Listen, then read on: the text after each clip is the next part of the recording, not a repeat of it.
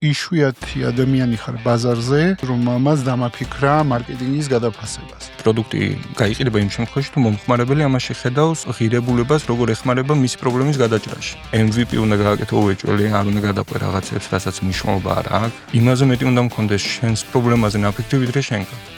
ჩემთან რომ მოხვალ ყველაზე მეტი პასუხი უნდა დაგახვეთ. ელაპარაკება თავის აუდიტორიას ერთ ძალიან მნიშვნელოვან პრინციპზე. გიორგი გოგეშვილი, მარკეტერი და საავტორო პლატფორმის Marketing Genius-ის დამფუძნებელი.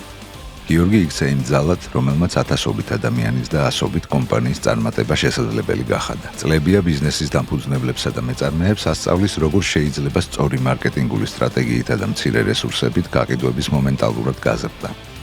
დღეს გიორგი არა მხოლოდ მარკეტერია, არამედ მენტორი, ინოვატორი და მაგალითი იმისა, როგორ შეიძლება დაინახოს შესაძლებლობა იქ, სადაც სხვები მხოლოდ სირთულეს ხედავენ. მე ვფიქრობ, რომ ყველა ადამიანი ვართ გენიოსები, თუ ავითარებთ ჩვენში პოტენციალს. როგორ აღმოაჩინოს რაშია გენიალური? ადამიანის დანიშნულება არის მოემსახუროს სხვებს. ფულს ვიყენებ იმისთვის, რომ ადამიანებს საუკეთესოდ მოვემსახურო. ჩემი კრეატიულობა გავაუმჯობესო, რომ მეტი პრობლემები შევამჩნიო და მეტი გადაჭრის გზები მოვიფიქრე. სხვების პრობლემას რო წყვეთ, შენი პრობლემის უმეტესობას გადაწყვეტილი ხდება.